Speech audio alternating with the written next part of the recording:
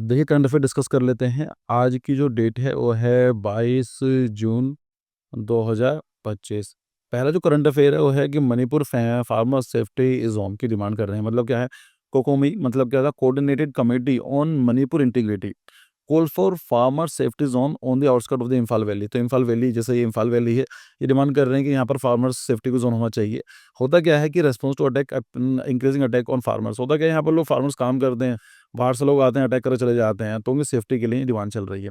ये भी इवन ये डिमांड कर रहे हैं कि शूटर साइट की, मतलब अगर कोई बाहर का आदमी कोई भी आता है, उसको देखते ही गोली मारने की बात की जाती है। Shooter sight order are demanded for arm intruder in buffer zone. कि भाई बफर जोन है, यहाँ पर कोई भी अगर बंदूक लेकर आता है तो उसको बिना पूछे शूटर साइट का ऑप्शन दिया जाता है। ये बस की बात करें तो इंटरनल सिक्योरिटी में बात आती है, इंटरनल इंटीग्रिटी और ह्यूमन सिक्योरिटी में ये जो टॉपिक है यहाँ पर हम डिस्कस करा जा सकता है। अगर हम बात करते हैं इम्फाल वैली, तो देखिए ये मणिपुर है, मणिपुर का जो ये वाला पार्ट है इम्फाल वैली, तो इसकी डिमांड चल रही है। इसके चारों तरफ हम लोग क्या करने वाले हैं, फार्मर प्रोडक्शन जोन होना चाहिए।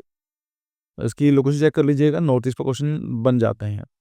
फिर नेक्स्ट करंट अफेयर आता है कि legal sand mining in Haryana.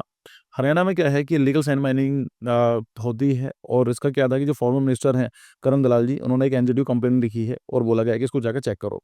So the by former minister Karan Dalal NGT complaint file. NGT मतलब क्या होता है, नेशनल ग्रीन ट्रिब्यूनल। ठीक है। यहाँ पर ये वाली बात करती है कि यमुना रिवर जो है, जहाँ फ्लो करती है, लाइक कि कल भी न्यूज़ में थी, पलवल हो गया, फरीदाबाद हो गया, सोनीपत हो गया, ये पूरे हरियाणा से होते हुए दिल्ली होते हुए हरियाणा, एंड देन यूपी में आगरा होते हुए चली जाती है। सो यहाँ पर आता है एनवायरमेंटल लॉस के लिए, सोर्स मैनेजमेंट के, गवर्नेंस में टॉपिक यहाँ से कोइंसाइड होते हैं। तो इलीगल माइनिंग क्यों की जाती है, क्या क्या चीज़ें होती हैं, देखिए जो सैंड है ये इंपॉर्टेंट है फॉर दी कंस्ट्रक्शन सेक्टर। और ये क्या है, इस पर कोई भी रेगुलेशन नहीं है, इसमें सारा का सारा का माफिया लोग काम करते हैं। इसलिए डिमांड की जाती है कि भाई इसको रेगुलेट करने की ज़रूरत है। बहुत सारे लोग जुड़े होते हैं, पैसे जाते हैं, तो इसलिए कुछ छेड़ना भी नहीं चाहता है। इवन कई बार चीज़ें ऐसी देखी भी गई हैं कि जो बड़े अधिकारी हैं उनकी जान को नुकसान हुआ है। लाइक वो गए हैं, वो चेंज करने की कोशिश करते हैं, बट वहाँ के जो माफिया करने अलाउड नहीं करते हैं। तो इसको एक कॉम्प्रिहेंसिव डिस्कशन की ज़रूरत है, और उसके ऊपर प्रॉपर एक तरीके से एक लॉ बनेगा, या फिर एनजीटी पूरी फोर्स वगैरह जाएंगी तो उसको लाइक पूरा ओवरऑल करने की ज़रूरत है। Punjab war on drugs next क्या है। देखिए हुआ क्या है कि पंजाब जो कैबिनेट कमेटी है, retrospectively approve the formation of the sub committee on the model war on drugs. मतलब क्या है कि हम लोग जानते हैं कि पंजाब में ड्रग्स का इन्वॉल्वमेंट बहुत ज़्यादा होता है। तो जो प्रेजेंट गवर्नमेंट है, इन्होंने क्या वॉर ऑन ड्रग्स के नाम से एक इनिशिएटिव चलाया था। उनका टारगेट यही था कि जितने भी ड्रग्स कंजप्शन होता है पंजाब में उसको कम करा जाए। तो यहाँ पर ये है कि कितने लोग स्मगलर अरेस्ट किए गए हैं, 18,000 के आसपास है। 8 किलो हेरोइन और ओपियम सीज किया गया है, बट लाइक बात उस चीज़ की नहीं है। बात ये चीज़ है कि इनका टारगेट ये तो बहुत छोटी अमाउंट है, इतने तो बहुत लोग कम करते हैं। अब रीज़न ये आता है कि सर पंजाब में क्यों है। देखिए पंजाब के जो वेस्ट में जाएँगे ना, वहाँ पर पाकिस्तान, अफ़गानिस्तान है। तो ये अफ़गानिस्तान में ओपीएम, पाकिस्तान के अंदर ये सब इल्लीगल, यहाँ से इल्लीगल ड्रग्स डीलिंग की जाती है और इंडिया में फेंकी जाती है। ये इसको बोला जाता है गोल्डन क्रिसेंट। ये गोल्डन क्रिसेंट बनता है। ऐसे इंडिया के नीचे तरफ आएँगे, वहाँ बनता है गोल्डन ट्रायंगल। थाईलैंड, कंबोडिया, ये जो है जो ये कंट्रीज़ हैं, ये ट्रायंगल बनाते हैं, और यहाँ पर भी अच्छी खासी ड्रग डीलिंग होती है। तो इंडिया क्या है, यहाँ पर लोकेटेड है। अभी पंजाब के साथ अफ़गानिस्तान, पंजाब की तरफ से ज़्यादा पास में पड़ते हैं, तो यहाँ पर ज़्यादा ड्रग इन्वॉल्वमेंट होते हैं। दूसरा रीज़न और भी दिया जा सकता है कि अनएम्प्लॉयमेंट हो गया है, या फिर वहाँ की जो डिस्ट्रेस इन फार्मिंग सेक्टर, कई सारी चीज़ें और भी हैं। तो ये बात याद रख लीजिए कि पंजाब कमेटी ने वॉर ऑन ड्रग के नाम से एक कमेटी बनाई थी, ये चीज़ है। फिर आता है फोरेसाइट एक्ट इन छत्तीसगढ़। देखिए फोरेसाइट एक्ट के बारे में बात भी करेंगे। गवर्नमेंट प्रायोरिटी है, तो सीएम जो है वहाँ के विष्णुदेव जी हैं, साईं ने जो है एम्फसाइज एफआर इम्प्लीमेंटेशन। वो कहते हैं कि भाई फोरेसाइट एक्ट को इम्प्लीमेंट करो। All forest land lease holding family to receive and title. इसी होती है कि जो लोग वहाँ से रह रहे हैं, काफ़ी जनरेशन से रह रहे हैं, उनको फॉरेस्ट राइट अब तक नहीं मिले हैं, ये वाली बात की जाती है। एंटी नक्सल स्ट्रेटजी भी क्या है, land right seen as a key to reduce माउस्ट influence. तो ये होता क्या है कि मान लीजिए एक लोग यहाँ पर रह रहे हैं काफ़ी टाइम से, 1 जनरेशन, 2 जनरेशन, 3, 5 जनरेशन। अब क्या होता है कि जो इनके पास एक डॉक्यूमेंट तो नहीं है ज़मीन के, लाइक इस लैंड के, बट वहाँ पर रह रहे हैं, खेती कर रहे हैं, काम कर रहे हैं। अगर मान लीजिए इनको एलिनेट कर देंगे, उनको भगा देंगे, यहाँ से निकाल देंगे, तो इनके मन में क्या होता है, गवर्नमेंट के प्रति डिस्ट्रस्ट हो जाता है। तो ये चीज़ आती है, गवर्नमेंट नहीं सुन रही है, तो उनको उसको ऑप्शन बचा नहीं होता है। तो मैं नक्सल को सपोर्ट नहीं कर रहा हूँ, बट एक मूवी आई थी चक्रव्यूह, अगर आपने नहीं देखी होगी तो देख लीजिएगा उसको। उसमें सब भी बताया गया है कि ये काम कैसा करता है। तो नक्सल्स जो होते हैं ये भी इंडियन हैं, ऐसा नहीं कि बाहर के लोग हैं। तो उनकी प्रॉब्लम समझने की ज़रूरत है, उनका जो ट्रस्ट खत्म हुआ है उनको बनाने की ज़रूरत है। तो ये चीज़ देखी जाती है कि अगर हम उनको लैंड राइट दे देते हैं, तो कहीं न कहीं उनको भी लगेगा कि हाँ, गवर्नमेंट सोच रही है हमारे बारे में, हम क्यों ये गलत रास्ता पकड़ें।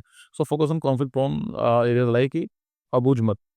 इसी आती है, थोड़ा डिस्कस कर लेते हैं फोरेस्ट एक्ट के बारे में। देखिए हुआ क्या था कि कॉलोनी लेगेसी क्या थी, जब अंग्रेज इंडिया में आए तो उन्होंने बिल्कुल नहीं सोचा, उन्होंने फार्म जो उन्होंने जो फॉरेस्ट थे उनको एज रिसोर्सेज समझा और उनको एक्सप्लोर किया, दबा के एक्सप्लोर किया, वहाँ के जो लोकल लोग हैं उन्हें खत्म कर दिया। इवन जो फॉरेस्ट एक्ट आया था 1927, यहाँ पर साफ साफ बोल दिया कि जो फॉरेस्ट पर जो कंट्रोल होगा स्टेट का रहेगा, ठीक है। फिर जब इंडिया आज़ाद हो जाता है तो यहाँ पर पहले बात आती है कि उनको राइट देने की जरूरत है, लेकिन क्या होता, पेपर पर तो काम हुआ बट इन रियलिटी कुछ नहीं हो पाया। तो 1980s 1990s में जाके काफ़ी डिमांड उठी, उसके होते होते 1989 जो नेशनल फॉरेस्ट पॉलिसी 1988 आई थी, उसमें ये बोल देगा कि फॉरेस्ट राइट जो हैं कि ट्राइबल राइट्स हैं, ट्राइबल राइट्स दे दिए गए बट उनका इम्प्लीमेंटेशन नहीं हुआ। अल्टीमेटली क्या होता है, 2005 में एफआर एक्ट पास किया जाता है, फॉरेस्ट राइट एक्ट 2005 में पास किया जाता है और ये इंप्लीमेंट होता है फॉरेस्ट के नाम से, scheduled tribe and other traditional forest dweller act in 2006। और यहाँ पर बात की जाती है कि उनको पूरा का पूरा अधिकार दिया जाएगा। तो ये जो एक्ट है काफ़ी इंपॉर्टेंट है, इसको अलग से पढ़ लीजिएगा जरूर। वो वाली बात ठीक है, यहाँ पर मैं डिस्कस नहीं कर पा रहा हूँ, करंट अफेयर की वीडियोस हैं, लेकिन आप उसको देख जरूर लीजिए क्योंकि क्वेश्चन कई बार रिपीट हुआ है मेंस में, प्रीलिम्स में भी। So the act aims to undo historical injustice, मतलब जो उनके हिस्टोरिकली जो गलत हुआ है, इनजस्टिस हुआ है, उसको अंडू करने की बात की जाती है। And by recognising traditional forest right over the forest resource, और ये बोला जाता है कि भाई आप यहाँ जनरेशन से रह रहे हो तो आपको कोई अधिकार मिलने चाहिए और जो फॉरेस्ट के रिसोर्स हैं उसका अधिकार आपका ही होना चाहिए, ठीक है। इज़राइल ईरान कन्फ्लिक्ट ये काफ़ी टाइम चल रहा है, 8-9 दिन हो गए हैं। अभी ये सुनने में आया है कि अमेरिका ने उस पे अटैक कर दिया है, जो वहाँ के जो न्यूक्लियर जो साइट्स है जहाँ पर काम चल रहा था। अब उसके अगेंस्ट भी ईरान कुछ काम करेगा, ग्लोबल इम्पैक्ट ये सब चीज़ें हैं, तो उसको हम लोग अभी अभी प्रोसेस में है, हम ज़्यादा बात नहीं करेंगे। लेकिन थोड़ा देख लीजिए कि लोकेशन क्या है। ये इज़राइल है, दिस इज़ इज़राइल और ईरान। तो ईरान जो है काफ़ी बड़ा सिटी कंट्री है और ये इतने सामने से बैठने वाला नहीं है। अगर मान लीजिए अमेरिका ने जो बॉम्बार्डिंग की है वहाँ पर, जो एंटी बंकर्स हवाई बॉम्ब गिराए हैं, तो इनके अगेंस्ट भी ईरान काम करेगा। स्टेट ऑफ हॉर्मुज़ यहाँ पर हम लोगों ने डिस्कस किया ही था, बहुत इंपॉर्टेंट है ये 20% ऑफ वर्ल्ड जो ऑयल है इसी स्टेट से होकर जाता है, तो आप समझ सकते हैं दुनिया की सबसे इंपॉर्टेंट स्टेट है, ये ईरान है और ये इसराइल है। अगर क्वेश्चन ये भी आ सकता है, भाई साहब पूछ लेते हैं कि अगर आप इसराइल से ईरान जाना चाहते हैं तो कम से कम कितने कंट्रीज आपको क्रॉस करने पड़ेंगे, तो यहाँ पर देख लीजिए, यहाँ पर अगर सीरियस हो जाते हैं सीरिया ईरान एक रास्ते बन सकता है, तो सर जॉर्डन इराक ये बन सकता है। और हम बात करते हैं कि यहाँ से होते हुए तो इसराइल, और यहाँ पर ये आ सकता है यहाँ पर ये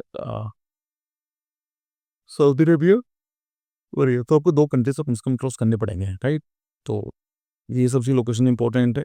और यहाँ पर आप देखेंगे तो ये इसराइल है, गाज़ा स्ट्रिप यहाँ पर है, वेस्ट बैंक इधर है, उसके ऊपर ये आप देखेंगे जॉर्डन है और ऊपर लेबनान है, तो this is Lebanon, this is Jordan, ठीक है।